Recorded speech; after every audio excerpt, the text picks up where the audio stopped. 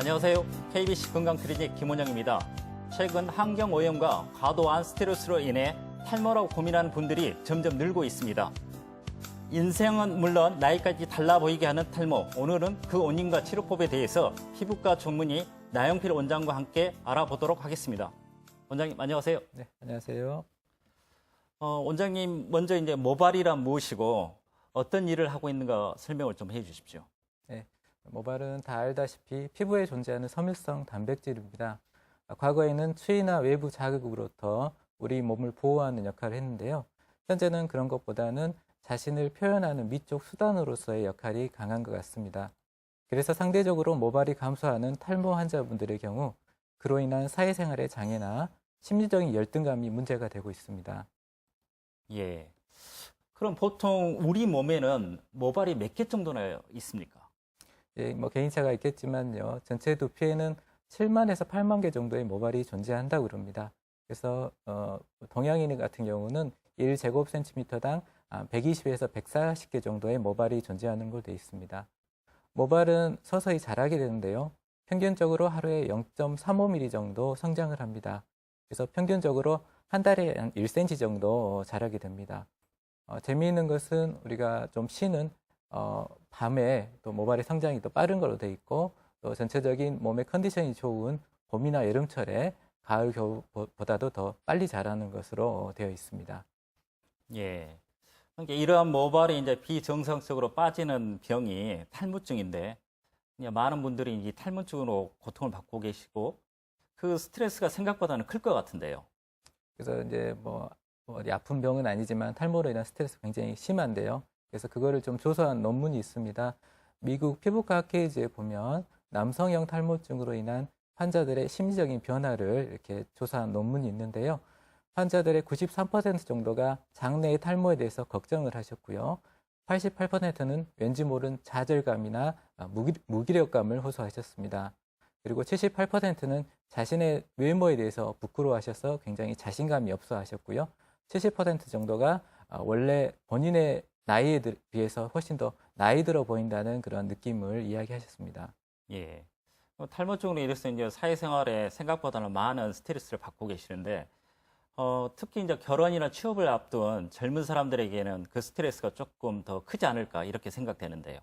네, 그렇습니다. 그래서 피부과 외래에 내원한 그 탈모 환자분들의 연령의 분포를 보면은 20대가 월등히 많은 것으로 되어 있습니다. 그래서 20대 사회생활을 시작하면서 이성 문제나 또 결혼 문제, 또 면접이나 직장 문제로 인해서 탈모가 됐을 때 그걸로 인한 본인의 핸디캡들이 많이 늘어나기 때문에 실제로 병원을 많이 찾고 계시고 실제로 이제 환자분들이 탈모가 시작되는 연령이 또 20대가 많습니다. 예, 그런 게 겹쳐가지고 젊은 사람들의 탈모가 많이 문제가 되고 있습니다.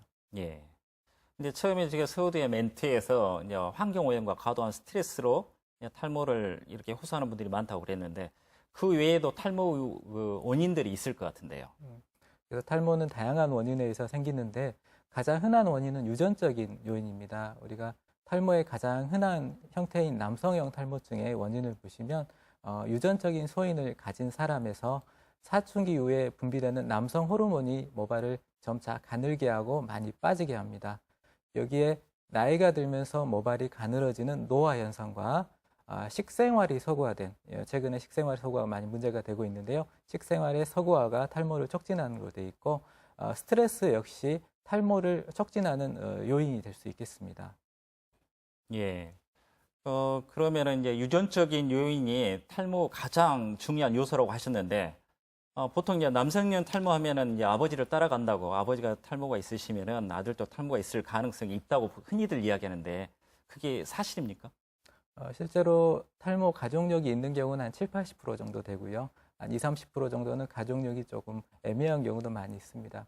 실제로 외가 쪽으로 유전이 또 가능한데요. 근데 외가 쪽으로 유전이 되면 어머님은 여성분이기 때문에 또 탈모 증상이 없을 수가 있습니다. 그래서 우리가 진단을 할 때 가족력은 참고 사항이고 우리가 100% 가족력으로 이제 우리가 진단에 이용하지는 않습니다. 그래도 그럼 원장님 말씀대로 이게 아버지가 탈모가 있으면은 아들이 탈모가 생길 확률이 100%는 아닌 것 같은데, 그러면 어느 정도 그래도 확률은 있을 것 같은데요. 그래서 우리 이제 좀 멘델리안 유전 법칙이 있습니다. 그래서 유전자는 쌍으로 존재하는데 아버지가 AB라는 유전자를 가지고 어머니는 CD라는 유전자를 가지면 자식대에서 AC, AD, BC, BD 이런 식으로 유전자가 이렇게 유전이 되게 됩니다. 그래서 아버님의 유전자 A라는 유전자에 탈모 유전자가 있으면 AC, AD만 그 탈모 유전자를 받기 때문에 아들한테 탈모가 유전될 확률은 50%로 돼 있고요. 역시 어머니가 유전자 갖고 있어도 역시 BCBD 같은 그런 유전자를 또 50%에서 또 유전이 될 확률이 있겠습니다. 예. 그러면 남성형 탈모증 외에 다른 탈모증의 원인은 무엇이 있습니까? 이 유전적인 탈모 외에도 다양한 탈모증이 있는데요. 우리가 가장 흔한 유전적인 탈모가 남성형 탈모증, 여성형 탈모증입니다. 그 외에도 우리가 머리카락에 동그랗게 땜빵처럼 파지는 원형 탈모증이 있습니다. 원형 탈모증은 자가 면역 질환의 일종으로 본인의 면역 체계가 스스로 본인의 모근을 공격해서 모발이 빠지는 질환입니다. 그 외에도 이제 스트레스를 과도하게 받거나 출산, 큰 수술을 받은 후에 휴지기 탈모가 이제 생길 수 있는데요. 휴지기 탈모라는 것은 빠지는 시기에 모발이 많이 증가되는 그런 탈모입니다. 그래서 그걸 휴지기 모발이라고 하는데요. 그런 휴지기 탈모가 있고 또한 요즘 항암제나 방사선 치료를 하시는 분들이 이제 머리가 빠지는 것이 있는데 모발이 이제 과도하게 분화되는 그런 세포인데 항암제나 방사선 치료를 하게 되면 그런 모발들의 빠진 양이 늘게 됩니다. 이런 경우는 거의 이제 많이 심한 탈모를 일으키게 되고요. 또한 그 화상이나 교통사고 등으로 인해서 두피에 흉터가 발생해서 생기는 반응성 탈모가 있습니다. 또한 내과적인 질환에 의해서도 탈모가 촉진될 수 있는데요. 거기에는 이제 갑상선 호르몬 이상이나 빈혈, 또 난소 호르몬 이상 등이 있습니다. 그래서 탈모 환자분들이 오시면 환자분의 어떤 병력과 증상, 여러 가지 검사를 통해서 어떤 원인에 의한 탈모인지를 정확하게 이제 분석하고 치료를 하게 되겠습니다. 예. 이제 굳이 탈모가 아니더라도 아침이면은 자연스럽게 머리카락이 좀 빠져 있는 것을 저희들이 보게 되는데요. 머리카락에도 어떤 수명이라는 게 있지 않을까요? 그래서 우리 머리카락은 나무처럼 계속 좀 자라는데 우리가 나무는 계속 자라고 빠지진 않는데요. 머리카락은 이런 성장 주기가 있습니다. 그래서 한번 빠지고 새로 나고 또 이게 계속 자라는 그런 성질이 있는데 그거를 이제 모발의 주기라 그러는데요.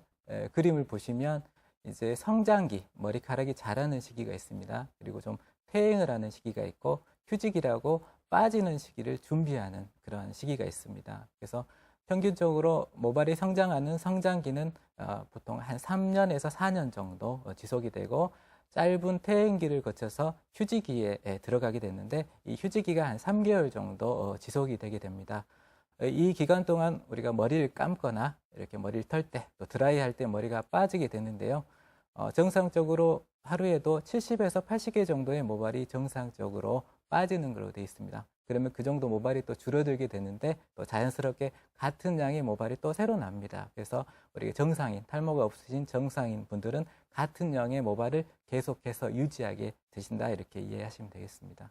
예. 그러니까 한번 모발이 생기면은 3년 동안은 계속 이렇게 자라나게 된다는 말씀이시네요. 예, 그렇죠. 예. 예. 모든 병이 이제 조기 진단이 중요할 것 같은데요.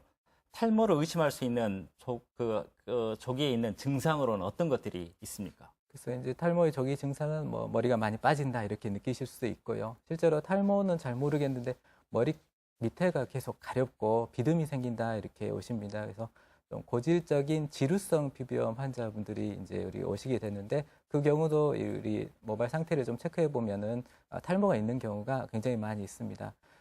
그래서 이제 탈모가 있으면 주변에 있는 피지샘이 좀 커져서 피지가 많이 나오고 이렇게 오후 되면 떡지고 이렇게 가렵고 이렇게 하시거든요. 그래서 좀 머리가 가렵고 머리가 좀 많이 빠지시는 것도 탈모 증상이다 이렇게 이해하시고 또 머리도 많이 빠지지만 좀 가늘게 바뀌게 됩니다. 그래서 예전에 비해서 머리카락이 이제 부드러워지고 가늘어진다. 그래서 예전에는 머리가 안 넘어갔는데 요즘은 머리 빗질 맞아서 잘 넘어간다. 이런 증상도 탈모 증상이 될 수 있고요.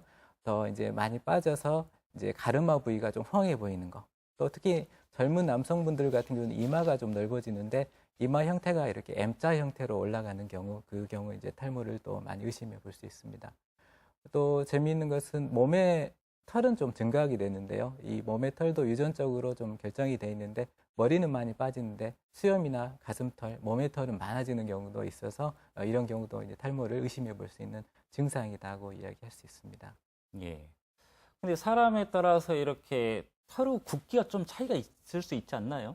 그렇죠. 타고난 굵기가 있고 이제 그거는 유전적으로 결정이 돼 있고 우리가 굵으신 분들도 또 가느신 분들도 탈모는 가능한데 그게 점차 빠진 양이 늘고 새로운 할 때 가늘어지는 것이 탈모다 이렇게 이해하시면 되겠습니다. 그러면은 원장님 말씀대로 이렇게 해서 조금 생각해 보면은 이게 탈모가 진행되는 도중에 과정에서 이제 굵기가 가늘어진다고 말씀해 주셨는데 원래 그러면은 머리카락 굵기가 가느신 분들이 탈모가 더 잘 생길 수 있나요?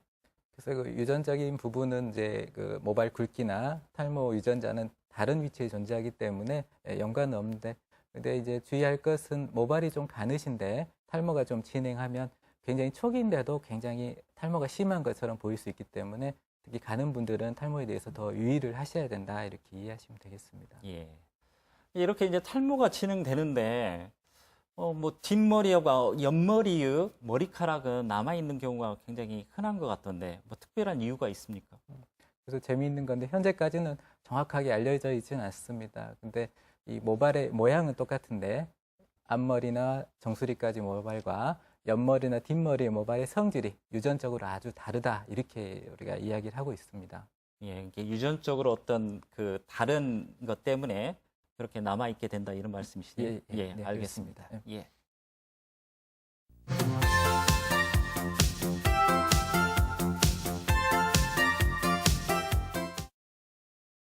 탈모 치료와 모발 이식 수술에 대해서 나영필 원장과 함께하고 있습니다. 원장님, 이제 탈모 증상이 시작되면은 가능한 가까운 병원을 찾아서 탈모가 정말 맞는지 진단을 받아봐야 될 것 같은데 탈모가 진행되면 어떤 경과를 받게 되나요? 네, 그림을 잠깐 보면서 설명드리겠습니다. 이 남성형 탈모증의 진행 과정인데요. 처음에 이제 이마가 이렇게 M자 형태로 올라가는 게 가장 흔한 탈모 초기 증상입니다. 그다음에 정수리 쪽의 모발이 서서히 가늘어지게 되고요. 탈모 중기 이상이 되면 앞쪽과 정수리 쪽의 모발이 이제 탈모가 이렇게 합쳐지게 됩니다. 그래서 최종적으로는 이 옆머리나 뒷머리는 괜찮고 이렇게 앞쪽부터 정수리까지 모발이 없어지는 그런 상태까지 이렇게 진행을 하게 되겠습니다. 예. 탈모가 이렇게 진행되는데 뒷머리하고 옆머리의 머리카락에 남아있는 뭐 특별한 이유가 있을까요? 아직까지는 정확하게 잘 모르는데요. 모양은 같은 모발이지만 유전적으로 옆머리는 뒷머리는 앞머리하고 정수리 모발하고 성질이 완전히 다른 것이다 이렇게 이해를 하고 있습니다. 예. 이렇게 이제 탈모가 진행이 되다 보면은 그 진행 정도에 따라서 치료 방법들이 약간씩 좀 다를 것 같은데요. 그래서 이제 탈모 초기에는 이제 예방이 가장 중요한데요. 탈모가 진행하는 초기에는 약물 치료를 통해서 탈모의 진행을 억제하게 됩니다. 또한 식생활 개선을 통해서 탈모의 진행을 좀 더디게 할 수가 있고요. 또 병원에서 하는 모발 관리를 통해서 모발에 빠지는 양을 좀 줄일 수가 있습니다. 탈모가 어느 정도 진행한 중기 이후에는 약물 치료와 함께 수술적인 치료를 좀 많이 하는데요. 약물 치료에 이제 호전되는 정도가 한계가 있기 때문에 수술과 함께 약물 치료를 같이 병행하게 됩니다. 탈모가 완전히 진행한 후기 이후에는 본인의 머리카락을 심어주는 자가 모발 이식 수술이 어떤 유일한 치료 방법이라고 할 수 있겠습니다. 예, 이제 탈모 초기에는 약물 치료를 한다고 말씀해 주셨는데, 이 약물은 어떤 기전에 의해서 이제 탈모를 방지하게 되는 겁니까? 그래서 이제 먹는 약은 주로 남성분들의 탈모의 치료에 이용하는데요. 아까도 말씀드렸듯이 남성 호르몬이 탈모를 일으키게 됩니다. 근데 이 그림을 보시면 남성 호르몬이 바로 탈모를 일으키는 게 아니라 이 DHT라는 탈모 유발 물질을 만든 다음에 이게 탈모를 일으키게 됩니다. 그래서 먹는 약은 이 남성 호르몬에서 이 DHT로 만들어지는 변환 효소를 억제해서 탈모증을 치료하는데요. 그래서 결론적으로 우리가 남성 호르몬의 성질을 억제하지는 않고 탈모를 일으키는 그 기전만을 억제한다고 생각하시면 되겠습니다. 흔히 말하는 탈모약을 먹으면 남자의 성질이 없어진다. 이거는 아니다고 이해하시면 되겠습니다. 예. 그 기능의 일부분만 차단한다는 말씀이시네요. 네, 탈모만 일으키는 그 부분만 차단하니까 이렇게 좀 그렇게 괜찮다 이렇게 이해하시면 되겠습니다. 예. 실제로 먹는 약이 어느 정도 효과를 나타냅니까? 그래서 이제 사진을 좀 보시면 이렇게 좀 변화된 게 좀 보이시는데요. 우리 약물 치료하고 병원에서 시행하는 두피 관리를 통해서 좀 치료하신 분인데 3개월 치료하고 탈모된 부위가 좀 많이 줄어든 거를 좀 볼 수 있습니다. 다음 사진은 역시 한 6개월 정도 이렇게 약물 치료 시작하셨는데 상당히 많이 굵으신 편입니다. 그래서 사람에 따라서 좀 개인차는 있지만 어떤 다소간의 효과, 좀 굵어지는 효과는 상당히 많이 보이시기 때문에 어떤 탈모 초기에는 이런 약물 치료를 주로 하게 됩니다. 예.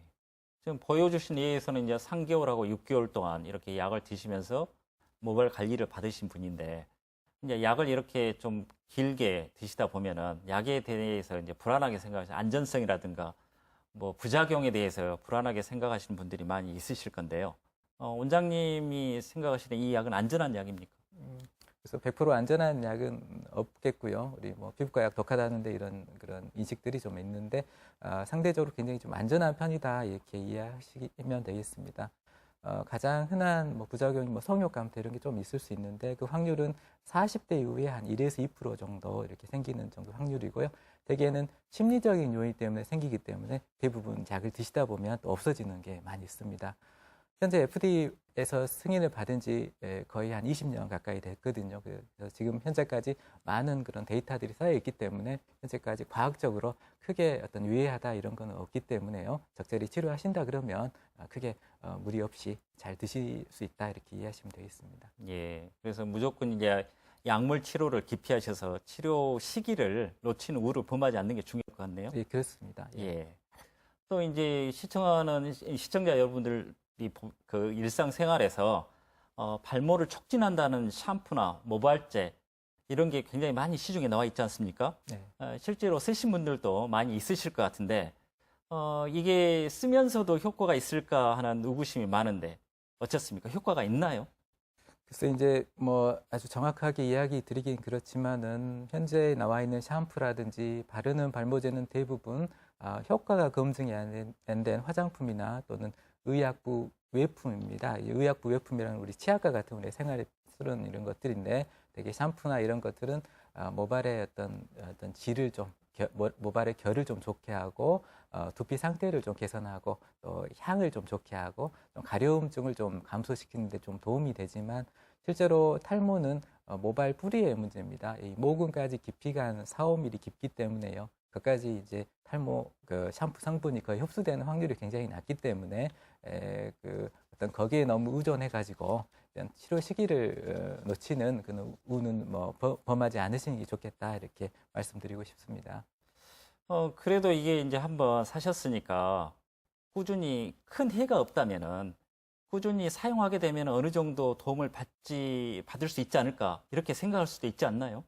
그래서 이제 꾸준하게 쓰시는 분들이 많고 물론 약간의 도움이 될 수는 있지만 그거에 너무 전적으로 의존하시면 안 되기 때문에 일단 좀 써보시다가 계속 모발이 많이 빠지고 그러면 역시 병원으로 찾으시는 게 좋겠다고 말씀드리고 싶습니다. 예. 네. 그러니까 의학 외품으로 이렇게 분류가 되어 있는 것은 어떤 그 치료 효과가 있지 않는 것이다 이렇게 생각해야 되겠네요. 예, 충분하게 검증이 안 됐으니까 이제 네. 쓰셔도 뭐 부작용이 있거나 그러진 않겠지만은 쓰시다가 어떤 뭐 계속 탈모가 진행한다 그러면 당연히 병원 치료하시는 게 좋겠습니다. 예. 네. 이제 탈모의 이제 단계별로 치료를 해야 된다고 지금 이야기를 해주셨는데 초기가 지난 경우는 이제 약물 치료로는 한계가 있을 것 같거든요. 이제 이런 경우는 모발 이식을 생각하게 되는데 자가 모발 이식 수술이라는 것은 어떤 것을 이야기합니까? 그래서 말 그대로 본인의 머리카락을 이식하여 주는 수술인데요. 본인의 모발을 이식하기 때문에 별 트러블이 없이 수술이 가능합니다. 아까도 설명드렸듯이 이 뒷머리나 옆머리는 탈모가 완전히 진행하더라도 남아있기 때문에 그 모발을 탈모가 진행한 부위에 심어주는 수술인데요. 이 수술을 했을 때 이게 빠지지 않는 나무를 따라가서 머리카락이 빠지냐? 탈모가 되는 피부를 따라가서 탈모가 다시 생겨버리나 여기에 대한 궁금증이 있었습니다. 그게 한 60년 전부터 이렇게 좀 연구를 해봤는데 심은 머리카락은 뒷머리처럼 안 빠진다. 이게 이제 한 60년 전에 밝혀져서요. 우리가 그런 이론적인 근거를 가지고 수술을 하고 있습니다. 예.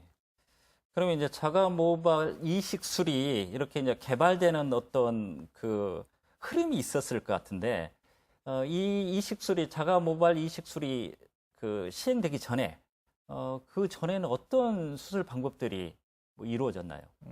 그래서 이 그림을 좀 보시면 인조 모발이라는 게 있습니다. 인조 모발은 이제 나일론 종류의 검은 실을 이렇게 심게 되는데요. 일단 심게 되면 거기에 위치하게 되지만 우리 피부는 거기에 대한 염증 반응, 거부 반응이 생기게 됩니다. 그래서 실제로 계속해서 염증은 생기고 그걸로 인해서 또 인조 모발이 빠지게 됩니다. 그래서 현재는 이제 미국 FDA에서 1980년도에 인조 모발 시술은 하지 않는 게 좋다. 그래서 금기시 되고 있고요. 두 번째 이제 두피 피판술이라는 겁니다. 이제 옆에 있는 모발이 있는 피부를 이렇게 옆으로 이제 앞쪽으로 옮겨주는 건데 그림에서 보는 것처럼 잘 되더라도 모발의 그 어떤 방향이 굉장히 어색해 보이고요. 이 피판술이라는 것 자체가 좀 큰 수술이어서 피부에 괴사가 종종 발생합니다. 그래서 이 그림에서 보시다시피 굉장히 심한 흉터가 또 생길 수도 있고 그래서 현재는 거의 시행하지 않고 있습니다. 마지막으로 두피 축소술이 있는데요. 이 말 그대로 탈모가 된 부분을 이렇게 도려내서 그대로 봉합하는 건데 문제는 그 흉터가 그대로 있는 게 아니라 계속해서 벌어져서 이렇게 고속도로처럼 이게 뚫려버리기 때문에요. 현재도 이 두피 축소술은 거의 시행하지 않고 있습니다. 그러면 지금 이제 말씀해 주신 세 가지 것들은 자가 모발 이식술 전에 썼던 것인데 현재는 시행되고 있지 않다고 생각하시면 되겠네요. 네, 거의 뭐 되지 않는다고 보시면 되겠습니다. 예. 모발 이식 수술 방법에는 여러 가지 방법이 있다고 들었거든요. 예, 어떤 방법들이 있습니까? 네, 먼저 그 모발 이식 수술의 역사를 잠깐 보시겠습니다. 1934년 오쿠다라는 사람이 화상 환자 두피에 모발 이식했던 기록이 있고요. 1950년에 바스키라는 사람이 음모나 겨드랑이 털을 탈모 있는 부위에 이식했던 기록이 있습니다. 탈모에 대한 모발 이식 수술의 어떤 정립이 된 시기가 1959년인데요. 미국의 피부과 의사인 오렌 트라이가 이식한 모발은 빠지지 않는다는 공요보 우성의 원리를 이제 개념을 정립하면서 모발 이식이 체계화되기 시작했고요. 근데 이제 이 방법으로 이제 그대로 수술했을 때 동양인에는 좀 맞지 않는 결과를 초래하게 되었습니다. 그래서 1992년 경북대 김정철 교수님이 모낭군 이식술을 발표하면서 우리나라 동양인에 맞는 가장 적합한 수술 방법을 이렇게 정립하게 됩니다. 다음 사진 보시면 이게 미국의 오렌 트라이가 처음 시행했던 펀치 식모술이란 겁니다. 이렇게 이제 좀 큰 덩어리의 모발을 피부와 함께 이식을 하는 건데요. 보시는 것처럼 굉장히 거칠게 모발이 성장을 하게 되고 그 피부는 되게 울퉁불퉁 이렇게 이제 자갈 모양으로 바뀌게 됩니다. 그래서 1970년대, 80년대에는 모발 이식 수술이 동양인에는 맞지 않다 이렇게 이제 결론 내려졌었고 이렇게 거의 시행을 하지는 않았었습니다. 그래서 조금 더 연구하다 보니까 조금 더 작은 단위로 이식한 게 미니 식모술이란 건데요. 이것도 역시 이식을 하게 되면 그 모발이 그대로 있는 게 아니고 계속해서 이렇게 이제 쪼그라들게 돼서요. 나중에 칫솔 모양처럼 이렇게 좀 자라게 됩니다. 그래서 이것도 이제 동양인이 맞지 않는 수술 방법이고 현재 일부 서양인들에서 좀 시행이 되고 있습니다. 이 마지막으로 이제 모낭군 이식술인데 현재 이식을 하고 있는 방법입니다.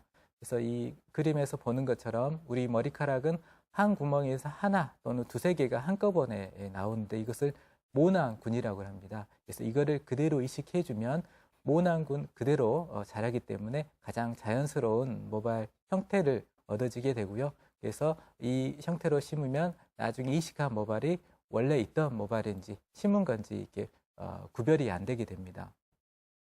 그래서 이제 현재는 모낭군 이식술이 이제 기본적인 표준 어떤 수술 방법으로 돼 있고요.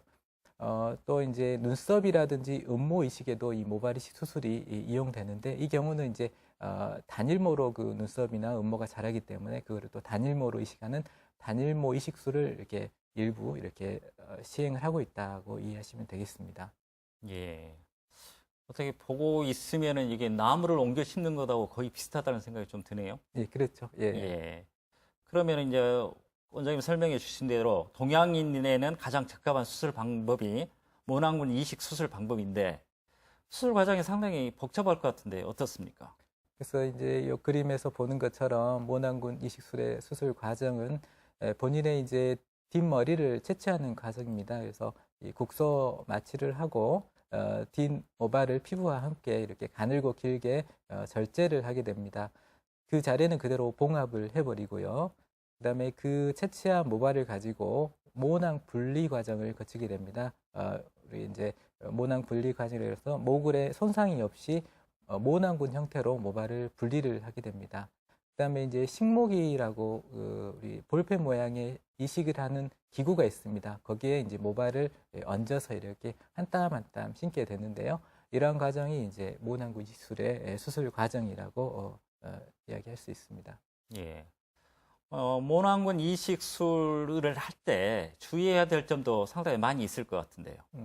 그래서 이제 이 수술이 국소 마취로 진행하니까요. 상당히 안전하고 이렇게 이제 그게 불편하지 않게 수술은 가능한데 그래도 좋은 결과를 내기 위해서는 이제 각 단계마다 주의해야 할 점이 있는데요. 우리가 공여부, 이렇게 채취할 부분에 채취를 할 때는 탈모가 되지 않을 부위에서 모발을 채취하는 게 굉장히 중요합니다. 탈모가 될 부위에 모발을 채취하면 나중에 이식한 모발도 다음에 빠지게 되고요. 또 나중에 채취한 부위에 흉터가 또 노출이 되게 됩니다. 그래서 환자분들의 영구적으로 이제 탈모가 생기지 않는 모발을 좀 채취하는 게 가장 중요하고요. 두 번째는 이제 모낭 분리 과정에서 모근이 손상이 되면 모발의 생존율이 좀 떨어지고 좀 가늘게 날 수 있습니다. 그래서 숙련된 그런 모낭 분리 기술을 가진 분리사가 모낭 분리를 잘 하는 게 굉장히 더 중요합니다.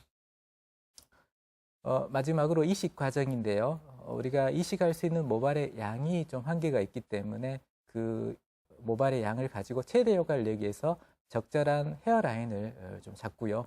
그다음에 기존의 모발에 빠진 방향, 그 각도를 고려해서 이렇게 이식을 하게 됩니다. 근데 그 같은 양을 이식하더라도 이식한 부위에 따라서 효과가 좀 다르게 되는데요. 우리 동양인 같은 경우는 이제 가르마 쪽에 밀도를 조금 높여서 그쪽에서 이렇게 자라서 넘겨 있기 때문에 자랐을 때 좀 더 좋은 효과를 해서 가르마 쪽에 좀 많이 이렇게 이식을 하게 되고요. 그다음에 환자분에 따라서 좀 올백 형태로 이렇게 머리 스타일을 좀 많이 하시면 앞쪽에 좀 더 모발 밀도를 좀 높여서 이렇게 뒤로 넘겼을 때 좀 풍성해 보일 수 있도록 이렇게 밀도 조정을 좀 하게 됩니다. 예. 모발을 이렇게 이식술을 하고 난 후에 모발이 생존하는 게 이제 가장 중요할 것 같거든요. 그러면 이제 이렇게 이식술을 했을 때 평균적으로 모발의 생존율은 어느 정도 됩니까? 그래서 모발의 생존율은 우리가 실험적으로 보면 개인차가 있는데요. 88%에서 99% 약간 개인차가 있습니다. 평균적으로는 92% 정도, 그러니까 10개 심으면 9개 정도 살기 때문에 모발의 생존율은 괜찮은 편이고, 또 모발을 새로 씹었을 때 그게 또 가늘게 나버리면 효과가 좀 떨어지는데요. 그 모발의 굵기 역시 거의 동일하게 이렇게 유지되는 것으로 되어 있습니다. 재미있는 것은 조금 이게 모낭이 좀 절단되더라도 거기에 있는 줄기세포가 있기 때문에 이렇게 다시 모발이 성장을 하게 되는데요. 그렇지만 좀 손상이 됐을 때는 모발의 생존율이 좀 떨어지고 모발의 굵기가 좀 감소하기 때문에 역시 가장 좋은 수술은 모낭에 손상이 없이 안전하게 이식하는 거라고 할 수 있겠습니다. 예. 거의 뭐 90% 정도 살아남는다는 이야기시네요. 네, 그렇습니다. 예. 그럼 이렇게 생존한 모발이 아까 이제 그 모발도 이렇게 주기가 있고 일생이 있다고 이야기하셨잖아요. 한 3년 동안은 이게 자라나는 기간이라고 이야기하셨는데 네.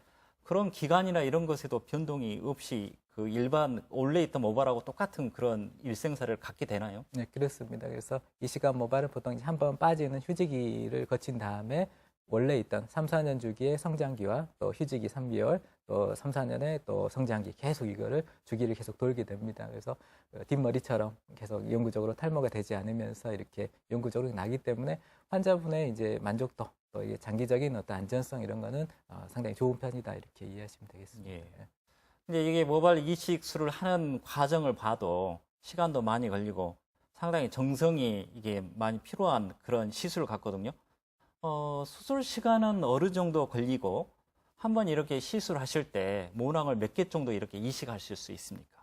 그래서 이제 좀 시간은 많이 걸리는데 보통 평균적으로 한 4시간에서 6시간 정도 이게 소요가 됩니다. 그래서 이식하는 시간만은 2, 3시간 이렇게 이제 이식 단계만 이렇게 좀 걸리게 되고요.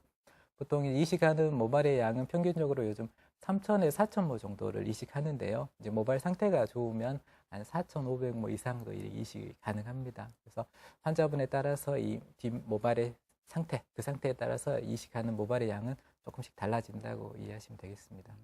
그러니까 모발을 심는 과정은 한 2시간 걸린다는 말씀이시네요. 네, 이식 과정만 한 두세 시간 걸리고. 두세 시간 걸리시고 한 3,000모 정도를 그렇습니다. 한다고요? 예. 그러면은 그 하루 동안 이렇게 한 번에 보통 시술하면 3,000모를 심으시고 그다음에 좀 경과를 관찰하게 되겠네요. 네, 그래서 이제 수술 시간은 그 하루면 다 되고요. 예. 우리가 이제 국소 마취하기 때문에 이게 물론 마취할 때 좀 따끔따끔한데 우리가 이식할 때는 이게 아프진 않으시고 그 두세 시간 동안도 뭐 이렇게 불편하거나 그러진 않습니다. 그리고 이제 수술이 끝나면 이제 바로 집에 가실 수 있으니까 이렇게 뭐 아주 힘든 수술은 아닙니다. 예. 근데 이제 원장님께서는 힘들지 않다고는 이야기하시는데 지금 이제 2시간 내지 3시간 동안 이렇게 그 이 시간은 시간이지 않습니까? 상당히 지루하고 힘들어하실 것 같은데 환자분들의 반응은 어떻습니까? 그래서 이제 저희가 이제 좀 지루해 하시니까 우리가 우리 침대 위에다가 TV를 좀 달아놨어요. 우리가 이제 요즘 원하는 이제 영화라든지 드라마 또 오라 프로를 이렇게 찾아서 볼 수가 있습니다. 그래서 두세 시간 정도 이거 원하는 프로를 보시면 또 시간이 금방 또 가시고 어떤 분들은 이제 조금 피곤하시면 주무셔도 되고요. 또 이제 음악을 좋아하시면 음악도 듣고 이래서 그 시간을 최대한 편안하게 이렇게 해드리려고 노력하고 있습니다. 예. 그러니까 뭐 텔레비전을 보실 정도로 통증을 크게 느끼지는 않으신다는 말씀이시겠네요? 이식 과정에는 통증이 없습니다. 예, 알겠습니다. 네.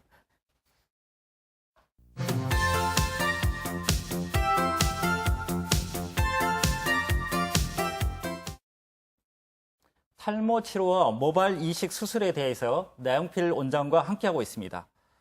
원장님 이제 모발 이식 수술을 한 2~3시간에 거쳐서 하셨으면은 시술 후에 결과 상당히 궁금한데 실제로 하셨던 케이스들을 조금 보여주시죠. 네, 사진을 좀 보시겠습니다. 이 50대 초반 환자분이신데요. 이분은 탈모가 돼서 이제 결혼식이나 어떤 행사가 있었을 때 양복을 입었는데 머리 태가 안 나가지고 양복을 못 입겠다 이렇게 오셨던 분이에요. 그래서 수술하고 한 3,000모 정도를 이식하셨는데요. 한 1년 후에 이제 사진, 변화된 사진인데, 그 후로는 이제 요 모발 형태가 좋아지셔가지고, 원장님 이제, 제 인생이 달라졌습니다. 이런 얘기를 하신 분이거든요. 그래서 뭐, 수술 효과가 뭐 인생이 달라지, 뭐 정도 이렇게 뭐 개인적으로 느끼시는 건데, 그래서 뭐 그 후로는 양복을 즐겨 입으시고 굉장히 어떤, 삶의 활력을 좀 많이 찾으신 분입니다.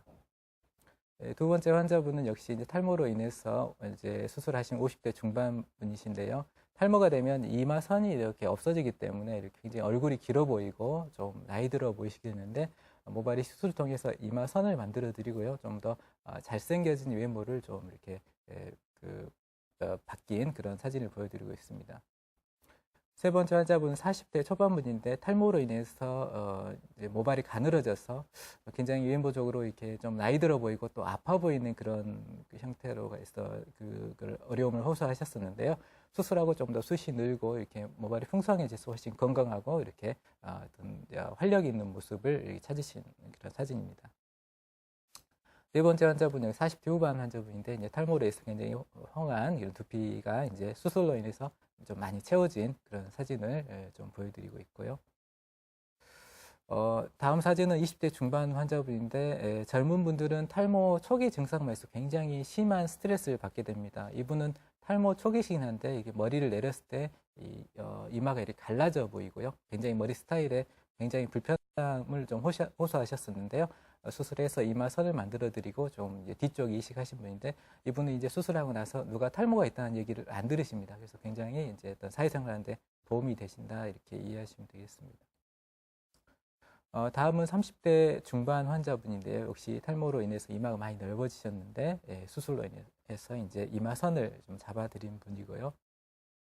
마지막 환자분이신데 40대 중반 환자분입니다. 역시 탈모로 해서 굉장히 심하게 이제 두피가 노출이 돼 있고 이렇게 잔털만 있으신데 수술 치료로 좀 풍성한 모발이 이제 이렇게 만들어진 그 사진을 좀 보여드리고 있습니다. 지금 보여주신 분들은 20대에서 50대까지 다양한 연령층의 환자분이 계셨네요. 예, 그렇습니다. 예. 그러면 지금 사진 이제 좌측과 우측에 이렇게 보면은 한 1년 후의 사진이라고 보시면 될까요? 예, 그렇습니다. 예. 예. 이제 많이들 이제 사진에서 보시는 것처럼 많이들 좋아지셨는데, 이게 수술 후에 바로 머리가 나지 않고 머리가 한번 빠졌다가 다시 이렇게 새로 나게 된다고 그러던데, 수술 후의 경과를 좀 설명을 해 주시죠. 예, 수술 후의 그 재생 과정입니다. 잠깐 슬라이드를 보시겠습니다. 보통 2주에서 4주 사이에 모발이 일시적으로 빠지게 됩니다. 빠지는 이유는 기존 모발이 이제 밖으로 나갔다가 새로 들어가기 때문에 일시적으로 스트레스를 받게 됩니다. 그래서 아까 말씀드렸던 휴지기 상태로 바뀌게 되는데 휴지기가 보통 3개월 정도 지속하기 때문에요. 그 기간이 지난 후 수술 후 4개월째 평균 더 자라게 됩니다. 처음에는 솜털로 해서 서서히 좀 자라게 되고 한 수술 후 6, 7개월 정도 되면 어느 정도 좋아진 느낌을 드시게 됩니다. 수술 후 1년이 되면 수술 후 결과의 80% 정도 이렇게 도달하게 되고요. 수술 후 1년 반 정도 지나면 95% 정도까지 이제 수술 효과가 나오게 됩니다. 그래서 수술은 바로 효과가 있는 게 아니고 한 1년 후 정도 어느 정도 효과를 보게 된다 이렇게 이해하시면 되겠습니다. 예, 이제 한번 이게 빠졌다가 자라나는 시간이 필요하기 때문에 아까 사진에 보인 것처럼 1년 후에 사진을 비춰주신 거네요. 예, 그렇죠. 어느 정도 효과가 예. 변화가 되려면 1년 정도 소요가 됩니다. 예. 이제 이식할 모낭을 채취하기 위해서 이제 뒷머리 쪽에서 이렇게 채취를 하지 않습니까? 그렇게 하다 보면은 머리 뒤쪽에 흉터가 생기지 않을까 이렇게 걱정하시는 분도 계실 것 같은데요. 그래서 이제 흉터는 좀 가늘게 생기는데요. 사진에서 보시면 평균적으로 한 1에서 2cm 정도 이렇게 가늘게 생깁니다. 그래서 뭐 이렇게 들춰보면 물론 흉터가 이제 약간 보일 수 있지만 이쪽 부분은 영구적으로 모발이 자라는 부분이어서 이렇게 머리를 내리면 이렇게 보이지 않게 되고요. 그래서 우리가 삭발을 하거나 그러면은 좀 보일 수 있지만 일상생활에 이렇게 보통 머리 길이로 이렇게 지내시면은 흉터가 보이지는 않기 때문에 흉터 부분은 그렇게 염려를 안 하셔도 되겠습니다. 예. 원래 이제 모발이 풍성한 부위이기 때문에 뭐 큰 미용상의 문제가 되지는 않을 거라는 말씀이시네요. 그렇죠. 이제 머리카락이 가늘어지니까 예. 흉터가 생기더라도 그거는 뭐 큰 문제는 없습니다. 예. 이게 또 그 간단한 수술이지만은 수술 전후에 뭐 주의사항이 좀 있을 것 같은데요. 그래서 수술 전에는 이제 일단 몸 컨디션이 좀 좋으셔야 되니까 기본적인 어떤 이렇게 몸 컨디션 유지를 위해서 한 2, 3일 정도 뭐 술, 담배 이렇게 이제 과음이나 이런 걸 좀 피하시는 게 좋고요. 수술은 이제 당일날 끝났는데 이제 편한 마음으로 오시면 되겠습니다.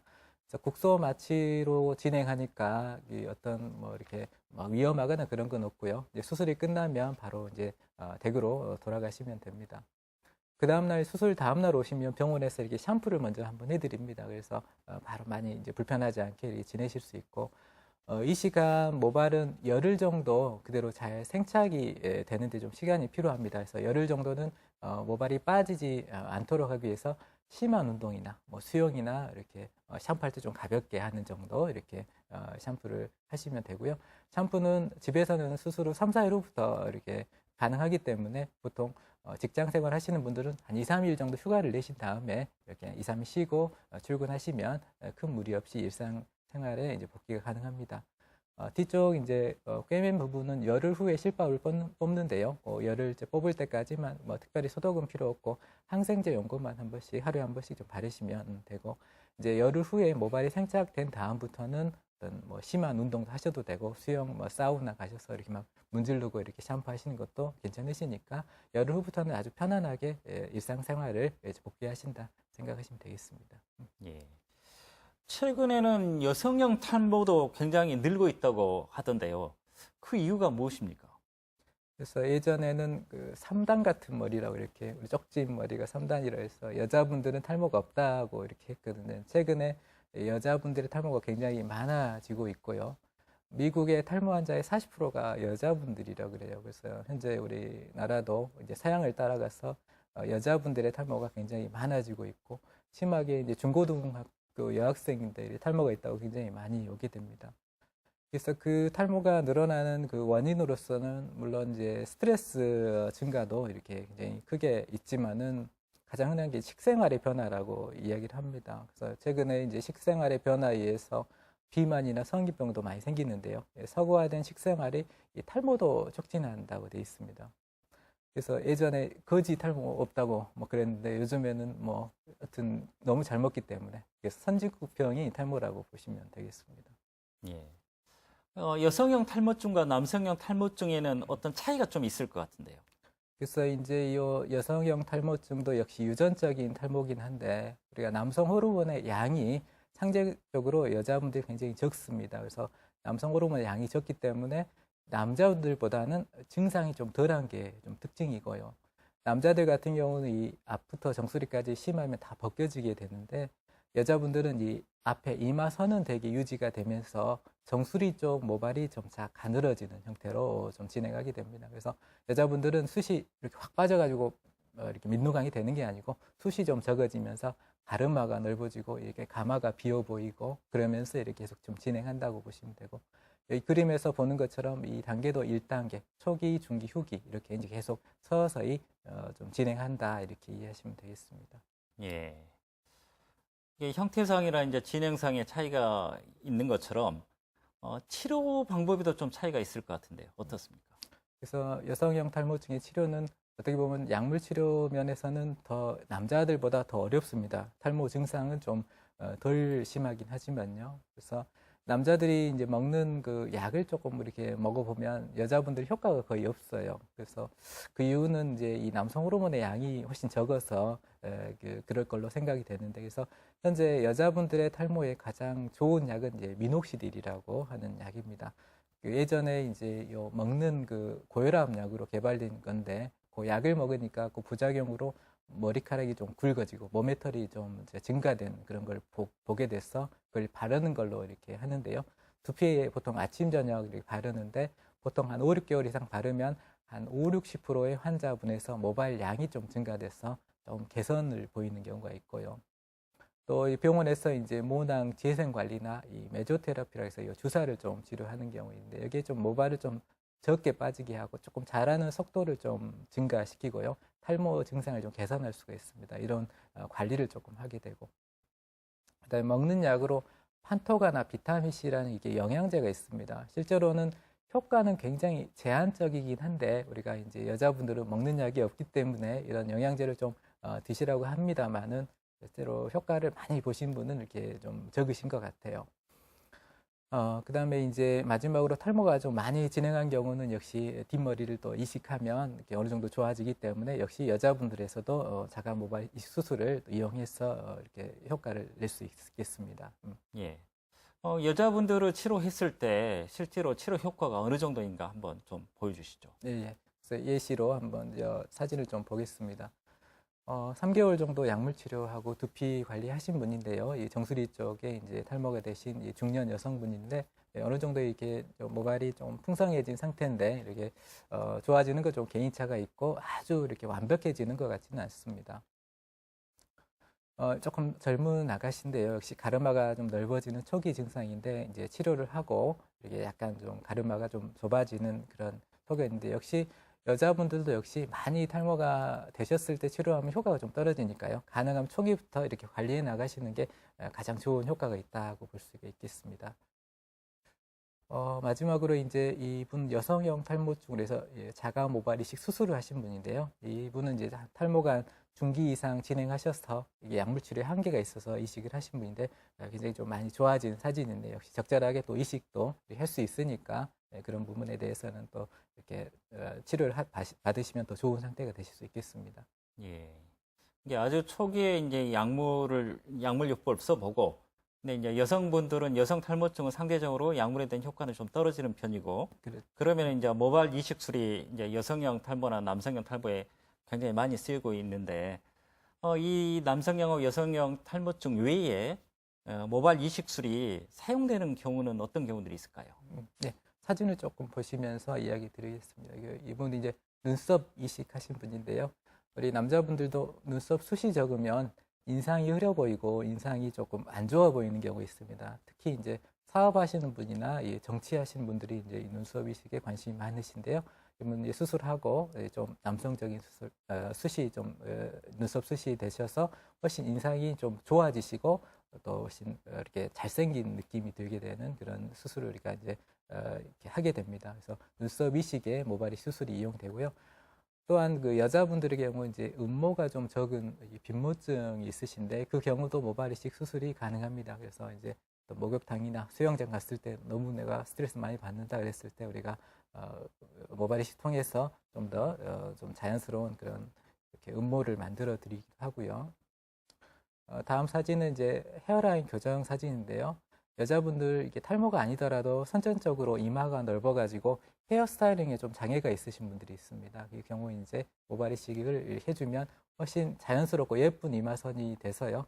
효과는 이제 얼굴이 작아지고 헤어 스타일링에 훨씬 더 자연스러움이 있게 됩니다. 마지막으로 이제 아까 흉터로 인한 이제 이식 수술이 있는데요. 화상이라든 교통사고를 당하게 되면 두피가 손상이 돼서 모근까지 이렇게 손상이 되는 경우가 있습니다. 그 경우는 이제 아무리 이제 치료해도 머리카락이 안 나게 되는데 그 경우에 이제 모발 이식을 해주면 이렇게 좀 자라서 흉터가 덮어지기 때문에 그런 흉터로 인한 스트레스를 많이 좀 줄일 수가 있습니다. 예. 정치 지망생 중에서 원장님한테 그렇게 눈썹에 이식술을 받으신 분이 계시나요? 뭐 하여튼 사업하시는 분들은 많이 계시고요. 또 정치인들도 하여튼 관심이 있어서 많이 좀 문의를 하고 계십니다. 예. 이게 탈모에 관한 그 여러 가지 속설이라 할까요? 이런저런 이야기가 참 많지 않습니까? 이제 대표적으로 뭐 학창 시대 때부터 이제 들었던 이야기로 삭발을 하면은 머리카락이 더 잘 자란다 이런 말이 있는데 이 말 맞는 말인가요? 그래서 이제 삭발을 하면 그 구루터기가 굉장히 좀 굵습니다. 그래서 머리카락이 굵어진 것 같은데 실제로 모발의 양이나 굵기는 원래 타고날 때 정해져 있는 겁니다. 그래서 뿌리는 그 삭발을 하더라도 변화가 없기 때문에 모발의 성장이나 수는 그대로 상관이 없이 이렇게 이제 결정되어 있다고 보시면 되겠습니다. 예. 그래서 머리를 뭐 더 자라게 하기 위해서 일부러 삭발하실 필요는 없다는 이야기시네요. 그렇죠. 예, 예. 그 외에도 일반인들이 이제 환자분들이 오셔서 이게 이런 이야기가 있는데 맞느냐 이렇게 물어보는 속설들이 굉장히 많이 있을 것 같은데 어떤 것들이 있으신가요? 예, 뭐 슬라이드 잠깐 보시면서 설명드리겠습니다. 흰머리가 있으면 탈모가 생기지 않는다 이렇게 이야기하시는 분들이 있는데 역시 백모도 약간 유전적인 질환인데요. 이 유전자의 위치가 다르기 때문에 백모와 탈모하고는 아무 상관이 없는 걸로 돼 있고요. 머리빗으로 많이 두드리면 탈모에 예방이 된다, 예방에 도움이 된다 이렇게 하시는 분이 있는데 두피를 좀 두드리면 좀 시원합니다. 그래서 좀 스트레스가 풀릴 수 있지만 역시 모근에 어떤 영향이 크지는 않기 때문에 별 상관은 없겠고요. 또 머리카락을 계속 자주 감으면 탈모를 촉진된다 이렇게 또 이야기하시는 분들이 있는데 어차피 머리 감을 때 빠지는 것은 이 휴지기 모발로 정해져 있는 것입니다. 그래서 탈모에 그 머리 감는 거하고 상관없으니까 하루에 뭐 아침 저녁이든지 하루 한 번이든지 편하게 감으시면 되겠습니다. 또 검은 콩이나 검은 깨를 많이 먹으면 탈모의 예방에 도움이 된다 이런 얘기를 하시는데 검은색하고는 아무 상관없고요. 이제 콩이나 깨 이런 식물성 성분에는 불포화 지방산이 많이 들어 있습니다. 이런 것들이 탈모의 어떤 예방에 도움이 된다 이런 연구들이 많이 있거든요. 그래서 실제로 이론적으로는 좀 도움이 될 수 있습니다. 그래서 우리 건강을 위해서 채식을 좀 가능하면 많이 하시고요. 그렇지만은 요 자체로 탈모 진행을 완전히 막을 수는 없기 때문에 그냥 민간요법의 한 방편으로 그냥 이해하시면 되겠습니다. 예. 머리를 감은다고 그래서 그 탈모가 이렇게 촉진되지는 않는다 이런 이야기시죠? 그렇죠. 예. 그래서 머리는 감으시는 게 좋다는 이야기죠. 예. 제가 하나 질문 드리고 싶은 것은 전에 뭐 세탁비누로 감으면 조금 탈모가 덜하다 이런 말이 있었는데 이 말은 또 어떻습니까? 그래서 그것도 맞지는 않는데요. 우리가 탈모가 있으면 피지가 많이 나옵니다. 그래서 오후 되면 떡지고 그러는데 빨래 비누는 세수 비누에 비해서 세정력이 좋습니다. 그래서 감게 되면 굉장히 꼬독꼬독해지고 훨씬 깨끗해진 느낌이 드는데 실제로는 탈모하고는 상관없고 생활할 때 훨씬 편합니다. 그래서 그걸로 감는 분이 굉장히 많이 있는데 뭐 탈모하고는 상관없으니까 그거는 뭐 편하게 하시면 되겠습니다. 예, 알겠습니다. 이제 지금까지 이제 탈모와 탈모 치료법에 대해서 이제 많은 이야기를 해주셨는데 원장님이 권하시는 탈모를 예방하기 위해서는 이렇게 해라. 어떤 것들이 있습니까? 네. 좀 슬라이드 잠깐 보시겠습니다. 탈모를 예방하는 방법이 있는데 탈모에 좋은 음식이 있습니다. 과일이나 야채, 해산물 같은 이런 채식 위주, 또 불포화 지방산이 많은 그런 식품들을 좀 드시는 게 좀 좋고요. 해로운 음식으로는 기름진 음식, 가공식품들인데 요즘 이제 콜라나 음료수에는 액상과당이라고 해서 단맛을 내는 시럽들을 많이 넣게 되는데 그런 것들이 탈모를 좀 촉진하고 요즘 과자나 라면 만들 때 팜유라고 튀기는 그런 기름이 있습니다. 그 기름이 이제 탈모를 좀 촉진하는 걸로 되어 있습니다. 그다음에 트랜스 지방, 콜레스테롤 높은 식품 역시 이제 가공식품이나 기름진 음식은 좀 피하는 게 좀 좋습니다. 또 역시 스트레스가 탈모를 좀 촉진할 수 있기 때문에 운동이나 취미 활동을 통해서 적절히 스트레스를 감소시키는 그런 노력을 하시는 게 좋고요. 역시 두피나 모발은 항상 청결하게 유지하시도록 하고요. 지나친 펌이나 염색이 모근에 영향은 없지만 모발의 손상은 이렇게 촉진할 수 있습니다. 그래서 너무 지나치게 자주 파마를 하시거나 염색하시는 것은 좀 주의를 하시게 되고요. 이런 생활 습관이 굉장히 중요합니다만은 그래도 이 탈모가 서서히 진행하시는 분들은 계속 진행하시기 때문에요. 가능하면 탈모 증상이 있으면 초기에 전문의와 상담하시는 게 가장 중요하다고 이야기할 수 있겠습니다. 예. 모발에도 그 과도한 스트레스와 과도한 조작을 가하지 말아라 이런 말씀이 같이 들리는데요. 아무래도 이제 있는 그대로 좀 이렇게 유지하시는 게 가장 좋으신 것 같습니다. 예. 이제 탈모 원인의 이제 어떤 질환에 의해서 탈모, 원장님께서 이제 갑상선 질환을 한 예로 이렇게 이야기해 주셨는데, 어떤 질환에 의한 갑상선에 의한 탈모를 의심해 보는 경우, 뭐 어떤 경우들이 있을까요? 이런 경우는 내과 가서 한번 진찰을 받아봐야 된다. 이런 경우도 있을 것 같은데. 그래서 내과적으로 이제 갑상선 호르몬 이상이 있으면은 이제 뭐 땀이 굉장히 많이 난다든지, 뭐 추위를 잘 못 견디신다든지, 또 하나 이제 증상이 이제 약간 눈이 조금 튀어나오거나, 목에 이제 몽어리가 좀 잡히는 경우, 그런 경우가 이제 갑상선 그런 질환을 의심해 볼 수 있는데요. 그 경우에 이제 모발이 좀 많이 빠지면 굉장히 푸석푸석하거나 이게 빠진 양이 이게 늘게 되면 물론 다 빠지는 건 아니고, 그래서 이런 내과적인 증상이 있는데 어떤 머리카락이 많이 빠지면 그건 이제 내과 가서 이런 피검사나 이런 걸 통해서 호르몬 이상이라든지 다른 또 이제 빈혈이라든지 또 뭐 여성 호르몬 이런 이상 이런 것들도 한번 검사를 해보시는 게 도움이 되겠습니다. 예. 이제 의료 기술이 점점 발달하고 있지 않습니까? 앞으로 탈모 치료 어떻게 발전해 갈 것 같습니까? 그래서 이제 현재까지 탈모를 완전히 정복한 건 아닌데요. 탈모를 완전히 우리가 정복하고 치료 방법을 알게 되면 노벨 의학상 갑니다. 이렇게 이야기를 합니다. 그래서 현재 이 바르는 그런 발모제라든지 먹는 발모제 여러 가지 거를 더 개발하고 있습니다. 현재도 치료제는 있습니다만 좀 더 안전하고 효과적인 치료제를 개발하기 위해서 노력을 하고 있고요. 또한 이제 이 탈모 유전자하고 연관이 되기 때문에 그 유전자 연구를 해서 이제 유전자 치료를 하면 탈모의 근본적인 치료가 가능하게 됩니다. 그래서 굉장히 어려운 부분인데 그 어떤 치료 목적으로 유전자 연구를 굉장히 하고 있습니다. 세 번째 이제 모낭 복제술인데요. 우리가 이제 모발 이식 수술을 하게 되는데 굉장히 좋은 수술이고 환자분들이 굉장히 만족하는 수술입니다만은 그 한계가 모발의 양, 우리가 이식할 수 있는 모발의 양이 한계가 있다는 겁니다. 그래서 한 모발을 심었을 때 그거를 한 100개로 만들어 가지고 심으면 훨씬 풍성한 모발을 얻을 수가 있게 되는데, 그래서 모낭 복제술을 연구하고 있습니다.